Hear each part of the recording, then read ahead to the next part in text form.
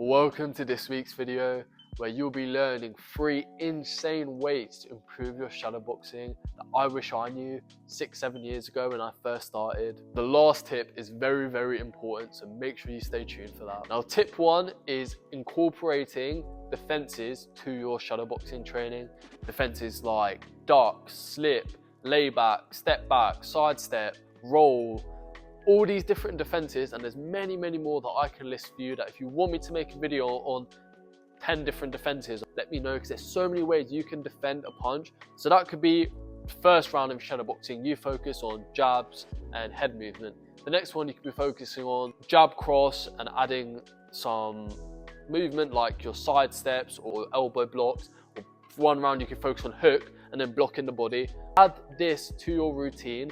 Whatever you're doing, you should never be shadowboxing and not adding defense unless you're just doing conditioning, because it's unrealistic, and realistic training is really important. As shadowboxing is only good if you do it correctly with correct form. Otherwise you'll form bad habits like not getting used to your defense. Tip 2 is including lateral movement to your shadowboxing training. So instead of just going forward and back or just standing still throwing punches, go from side to side. Add those side steps in or the laybacks. Add the different defenses and footwork, pivot around, okay? Don't just keep it static and just going forward and back. Change the angles, again, make it realistic. So even if you've got a room or a ring, pretend the corner of your room or the ring, sometimes pretend you got stuck and you'll have to move your way out, pivot out, throw a punch and get out of it. Or at the same time, and visualize going into your opponent and getting them on the ropes and throwing different punches. The last tip is adding phases to your shadowboxing training. So phases is something that I use all the time, and it is a different visualization that you are going to hold in your shadowboxing. For example, you might set a 2-minute timer and you're going to visualize, I'm going to be fighting an inside fighter. So this inside fighter is going to be a bit shorter than me, and they're going to be coming into me and trying to throw these hooks, these uppercuts, and really moving the head a lot.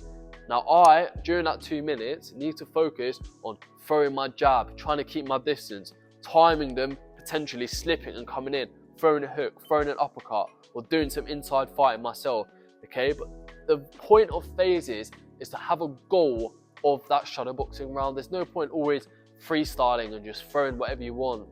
The whole point of shadowboxing is you are fighting a shadow, okay? So you're fighting either yourself by boxing in the mirror, or you're thinking of another shadow, so you're really visualizing Mike Tyson in front of you, like an inside fighter coming in throwing hooks. You might fight someone who's a counter puncher. What are you going to do? Are you going to throw some fakes and, make them flinch a bit more and feint and go like that? Or are you going to fight a long distance fighter who's just going to stay behind their reach? How are you going to do? What are you going to do in those 2 minutes? Are you going to just try stay long distance, or are you going to try get your way in or get out, parry the jab? So really focus on the phases that you put to each training. So when you're planning your next training session, and let's say you've got 6 rounds of shadowboxing, do something different for each round. Maybe one round you got someone who loves to throw a left hook. What are you going to do? Are you going to roll it? Are you going to block it?